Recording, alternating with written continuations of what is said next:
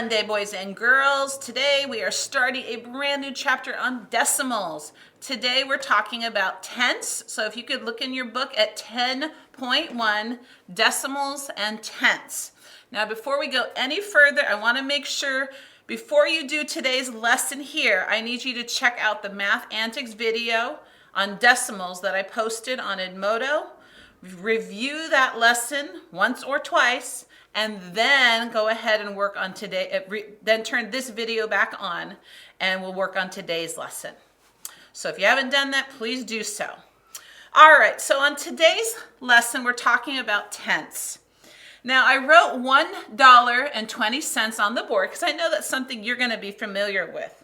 So when we have $1.20, what do we really have? Well, the 1 represents one whole dollar. But what does the 20 represent? Well, we know that it's part of another dollar. We know that it's 20 cents, and in this case, it's 2 dimes. Okay, so what separates our dollars and our cents? It's our decimal point. And as we work in decimals, obviously, a decimal point would be something very important for us to use. Okay, so money is decimals, and we'll be working with numbers like these, separated by our very important decimal point. Now, I want you to look at these people here. If you were here, I'd be doing this in the classroom with you. But since you're not here, I drew 10 people, tall and short. Maybe we've got Hunzi here, we got Emily here. See, because of the height, huh? Anyway, so let's look. What does one person represent? Well, we have 10 people and one person. One person represents 1/10.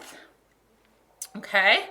Now, if I had 4 people, 1, 2, 3, 4, then I would have 4/10.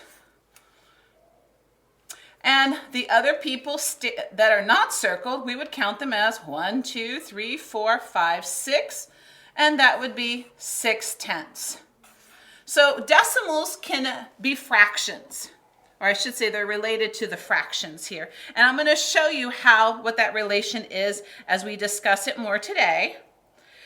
Decimals are going to be super important. You always have to include that 0, and it's part of what we call our base 10 system, which you saw in the video as being multiples of 10. Ones, tens, hundreds, 10 times 10, and then 10 times 10. Well, it also works this way if you go to the other side of the decimal point. We have tenths and we have hundreds, and that's what we'll be talking about today and tomorrow. As I look at our chart here, I wanted to point out some numbers to you. And the numbers that I wrote here, we're going to start here underneath our dollar sign. We have the decimal 1.2. Now, if we wanted to say that, we have ones, so our 1, and then we have, after the decimal point, we have a 2, and it's in the tenths place. Now, if I were to write that say that, I'm going to say 1 and 2/10, but I can also write it as a fraction as 1 and 2/10. Okay? Then I look at my next number. I have 35 and, I'm going to use my decimal and make an and word, 4/10. So then what I could do is 35 and 4/10. And I don't know if you can see this really closely, but I think you'll have a good idea. Then we look at 2 and 1/10. So we're taking our whole number and adding the part of another number. In this case, it would be 2 and 1/10. Then we have 46 and 5/10. We have 117 and 3/10. And I'm going to just do this for space-wise. I'm just going to do the last one. We don't have a whole number here. We only have a number that goes after the decimal point, which means it's part of another number, and it's in the tenths place. So this particular fraction would be 6/10. So just kind of keep this in mind. I am going to give everyone a place value chart to work on as you're doing decimals. What I would suggest is make copies of them or put one in what we have like a plastic sleeve, and then you can use a dry erase marker as you're doing some of your math. All right, so now we're going to head over to the worksheet that you will have on in your packet. It's supposed to be for homework, but we can do it a little bit right now in our lesson. And it says shade sections in your model to match the decimal, and then write the fraction.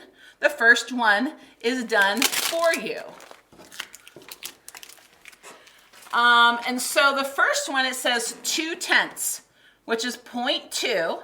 And so what I want you to do is think of this box as one whole number. Okay, each of these squares represents one whole number, and each stick represents 1/10 of the number.